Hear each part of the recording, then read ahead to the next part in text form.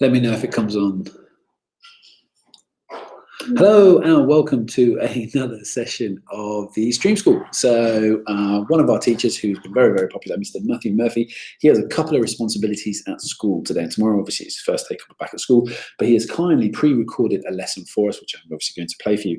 Now, it's okay, even though it's not the live session that we were doing. There's only 3 of these throughout the week out of about 16, 17 sessions. So yeah, it's not too bad, but it's just where teachers have gone back to school and they had a few responsibilities in this first week. They've just obviously got to prioritize that because, you know, their students are obviously their priority and they're always helping us and do us a favor. So I'm going to share the video with you now, and I hope you're going to find it really, really informative and useful. And after that, we'll look forward to fulfilling you with the task just as normal or as we normally would. Enjoy the lesson. Good morning, everybody. Welcome back to week 3 of streaming school for media studies. I trust we're all well, that week 3 of streaming school finds you well. If you haven't yet gone and watched the week 2 videos about narrative theory, specifically Propp's character types and narrative theory, I'd advise that you go back and watch those as well, because they're going to be super important and they're going to dovetail really nicely with what we're going to look at today, which is a different kind of narrative theory. So let's just jump right into it. Today we're going to look at something called Todorov's 5-part narrative theory. So if you're a beginner at this, hopefully you're going to get to the level that you can remember what the individual elements of this 5-part theory are. And if you're a more advanced student, you're going to be able to apply Todorov's 5-part narrative to a media text that you know. So remember, a media text could be a film, it could be a game, it could be a TV show, it could be specifically a book. So text doesn't necessarily have to mean something that's written down as letters. If you're working at a high level, you're going to be able to evaluate a media text using both Todorov's 5-part narrative that we're going to look at in the next 20 minutes, but also link that with last week's lessons on Propp's character types, which is why it's really important, if you haven't watched it yet, to go back and watch that video again, or have a look at the links that are available from that lesson. So let's get into it. So narrative, the definition of it is the art of storytelling. So the pictures that I've included on this slide kind of give you an idea of how I think of narrative. If we like the individual characters and the words and the events and the settings and everything, those are your raw ingredients that go into it. But the narrative is the method of how it's put together. So a narrative is a little bit like what you'd find in a recipe book. You don't eat what's in the recipe book, but the recipe book tells you how to combine the ingredients in such a way to make a tasty narrative. And there are lots of ways that you can build a narrative, that you can build a story. And Todorov's 5-part idea is only one. You may have already come across other kinds of ways of producing a narrative, or be aware of other kind of theoretical underpinnings of what narrative is. But a good place to start is with Todorov's 5-part narrative. It relies on something called binary opposition. And binary opposition, if we break down what those 2 words mean individually, it kind of gives us an idea of what that means. Obviously, binary we're fairly used to because computers, in their use of 1s and 0s to code everything, that's considered a binary code. It has 2 states. Because bi, as in bicycle, 2 wheels. So 2 states, binary is binary. So opposition, obviously, is when 2 things are opposed. So the most obvious form of binary opposition that we see is between 2 characters. 2 characters who want 2 different things. The hero and the villain, using the phrases from last week's lessons when we were looking at Propp's character types. The binary opposition between the hero and the villain. So we see that in hundreds, thousands of different narratives.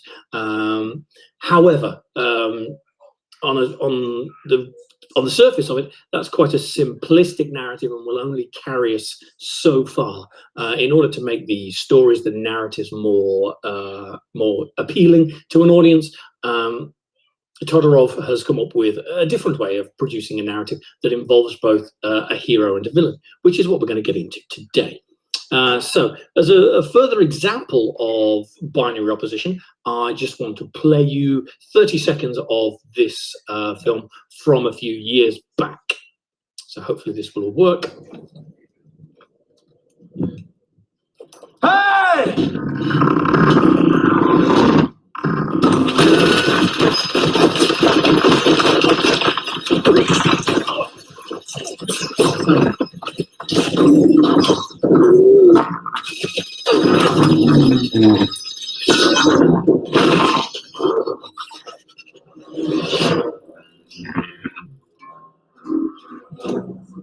Come with me if you want to live. The "come with me if you want to live," of course, being the iconic line from the Terminator films.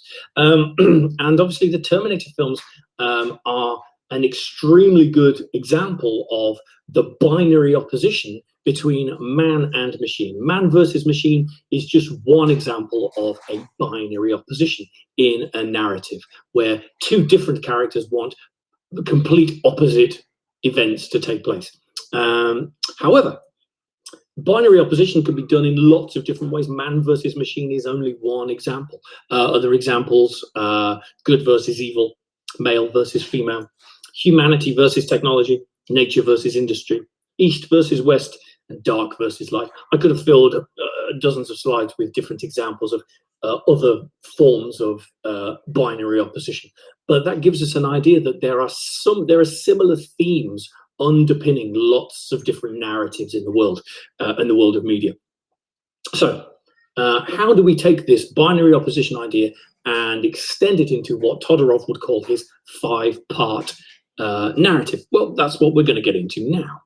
So Todorov's narrative theory, to give it its full name, again, just like Vladimir Propp, Todorov was another Russian academic who spent lots of years looking at different stories and different narratives, usually in the written word, and again came to this conclusion that stories tend to break down, narratives tend to break down into 5 similar parts, whether it's a Russian fairy tale from the 17th century or a 21st century Hollywood blockbuster. So think of it as 5 steps.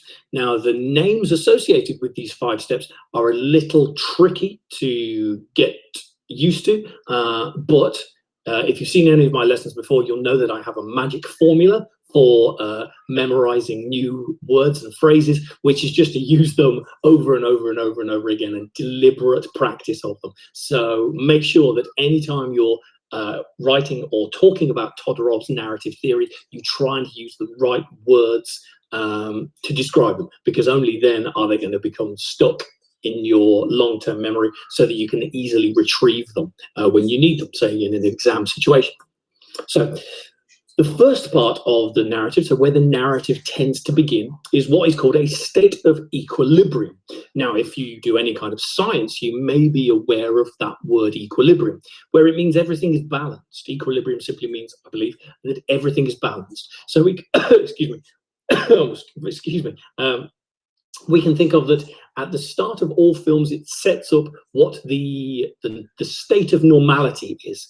Now, in some narratives, that is a state where everything's fine, everything's good. Not always. One of the examples that we went back to last week is we looked at the Hunger Games in a little bit more detail. Now, obviously, the state of equilibrium that sets up, everything isn't well, but what it does is it sets up, this is what normal looks like in this narrative.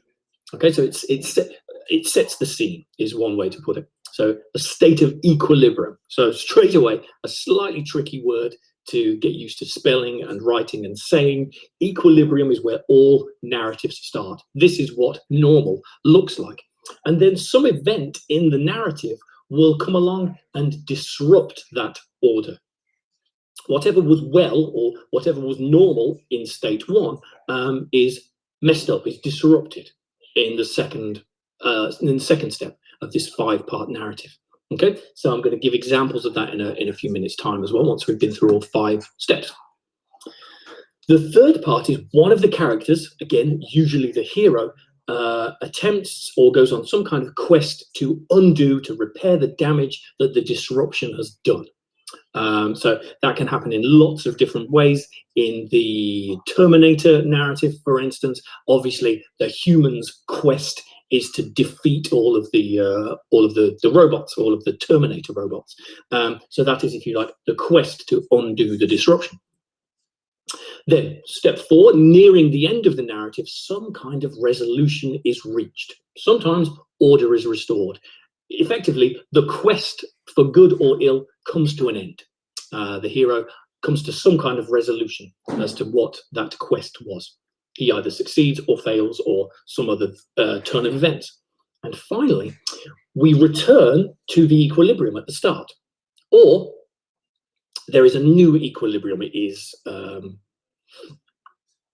A new equilibrium is reached. So it's not exactly the same as where we started. It's now the character maybe knows more or has more, or in some way he or she is changed as a result of this quest. So let me take some time now to take you through the some individual stories, some narratives, some professionally created narratives, which use as their framework Todorov's narrative theory. Now, obviously, in these examples, I've had to take out large sections of what happens. The stories that we're going to see, the narratives that we're going to see, are from films that are kind of 90 minutes, 2 hours long.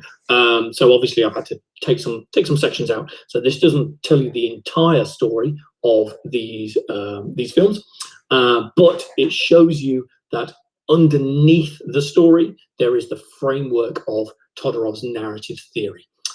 Because knowing this will allow you that when you're trying to come up with your own narratives, rather than sitting there chewing the end of a pencil for a week trying to come up with a narrative idea that works, you've got this framework, this template, if you like, that you can use to hang your story on. So you've got some idea of the forward momentum of your story.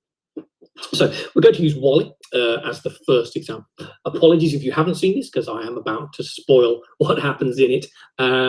But again, it doesn't necessarily matter if you haven't seen it. I'm just using this as an example.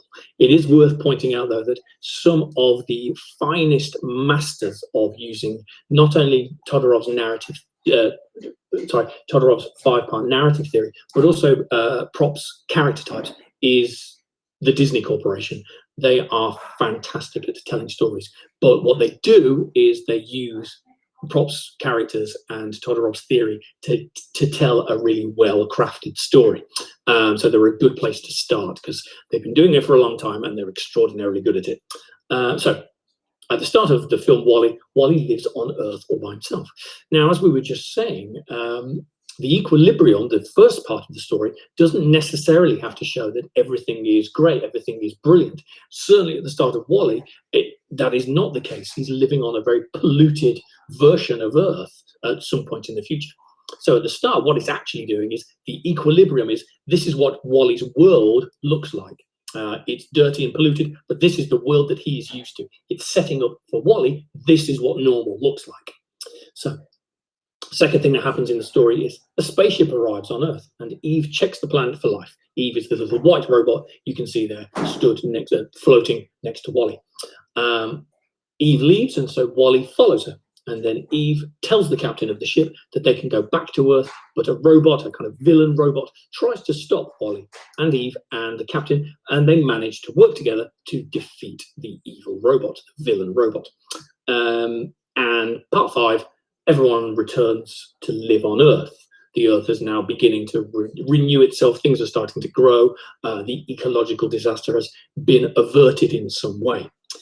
So if we take the terminology that we were just exploring, the 5 parts of Todorov's theory, a state of equilibrium. WALL-E lives on Earth on his own. That is, as far as WALL-E is concerned, that is what normal looks like. Again, it's not an all is well kind of state, but for WALL-E, that is, for the hero character, that is exactly what normal looks like. He goes about his day-to-day business, kind of collecting scrap and doing his recycling business. A disruption occurs. Eve comes to Earth, and that disrupts WALL-E's day-to-day equilibrium. Remembering when we were talking about heroes in last week's lessons, we said that what the things that happens the things that happen to the hero character, their actions and the things that they do is what drives the story forwards. And that's exactly the case here. That's how we know that Wally is the hero of this story, because what happens to him is what moves the story forwards. Eve leaves, and so Wally follows her. That is setting up what Wally's quest is. His quest is to then find out what Eve is doing on planet Earth. And then later on, near the end of the story, the resolution is reached. Working together, those three characters defeat the evil robot and order is restored. They find a way to get back to Earth, and everybody returns to Earth, and a new equilibrium is set up for the audience. It's a completely different state of affairs than it was in part one. The equilibrium on Earth in part one was that it was dirty and polluted, and by part 5, once the narrative has worked its way through those 4 other parts, the world is beginning to heal itself, to renew.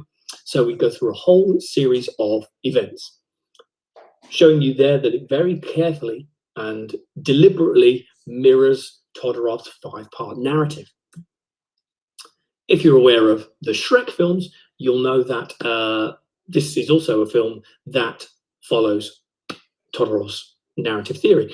It obviously borrows quite heavily some things from traditional fairy tales, but obviously the makers of the Shrek films have deliberately, for comedic effect, changed some of the story, the narrative expectations, in order to make it funnier, as you'll see.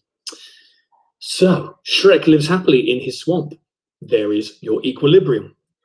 The fairy tale creatures arrive in the swamp. They disrupt Shrek's normality. He's quite happy being a kind of disgusting ogre, and then all these creatures arrive in his swamp and mess things up. They disrupt him. I won't try and do the Scottish quote because I can't do the accent. Part 3.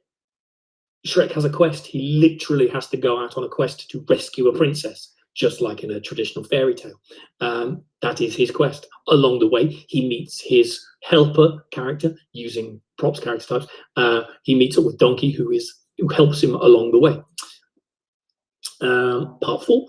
The resolution in the case of this film is that Shrek successfully rescues the princess, just like in a fairy tale. The new equilibrium at the end is very different, just like in Wally, is different from what we set up in part 1, the equilibrium at the start. In the equilibrium at the start of Shrek, he was a grumpy, kind of cantankerous ogre. By part 5, he's a changed ogre. He's gone on a quest and met a princess, met the love of his life, and now he has completely different life expectations. So it sets up very nicely this new equilibrium. It's not exactly the same as it was at the start. So now that we've gone through that, in order for you to have some deliberate practice at using this yourself, I want you to use the worksheet that's attached to take a narrative idea, take a story narrative from a media text that you're familiar with, and break down, much like I've done here in these 2 examples, which part of the story in your example, which is the equilibrium, which is the disruption, what is the quest, what is the resolution, and what is the new equilibrium. And try with several different types of narratives as well, to show that even across different genres of media text, these 5-part narratives are everywhere. Just like when we looked at the character types, once you know that they're there, you'll be able to see them in all sorts of different media texts that you weren't even aware of. So remembering that the levels in terms of your skill at using this is that if you can remember those 5 individual parts, the equilibrium, the disruption, the quest, the resolution, and the new equilibrium, that's the beginner level. Applying it to narrative text that you know is a more advanced level. And then if you're a real master at this, you'll be able to take what you've learned today about about Todorov's narrative theory, the 5 parts, and link it to Propp's character types that we were talking about last week. And if you remember, they are the hero, the villain, the donor, the dispatcher, the princess, the helper, and the false hero.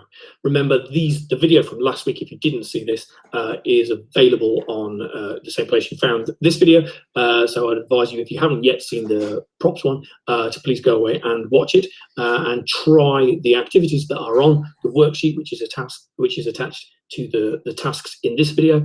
And yeah, I hope you found this useful. I hope it adds to your knowledge of media text, and you're beginning to look a lot more deeply at the media that is around you and how it's put together. And yeah, I will see you all tomorrow. Thank you.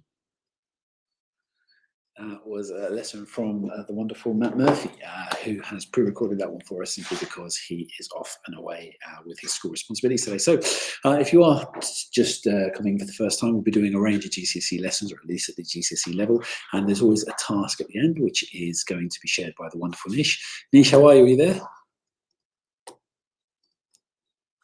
No, I just sound like I'm talking to myself. You put yourself on mute and you forgot. I forgot. Yeah, no, I'm quite chuffed at that. It's all the wonders of doing stuff live, Nish. So I was just thinking to myself, I was like, yeah. Is this day 10 for us or day 11? Sorry? This is day 11, isn't it? Yeah, I think so. Do you remember when we were doing it right at the beginning? We were like, does everything work? And now it's just like, oh yeah, that. Yeah. Yeah. All right, brilliant. It's all down to you. And then we've got one more lesson today, haven't we? Yeah, one more. Brilliant. One more. All right, cool. So here is the optional task for media today. There is a worksheet, like Matt said. I will put that into the description on Facebook and onto YouTube. So it will help you with this question. It is use Propp and Todorovs theories to evaluate the characters and narrative from your favorite film, show, or game. I will put all the links to all of the resources onto YouTube and Facebook. You can catch up on any of the previous videos if you're not sure what Props is really, on Facebook and YouTube as well. And next we have a science lesson. It's chemistry, I believe. Wonderful, wonderful, wonderful. Brilliant. I will see you in 20 minutes.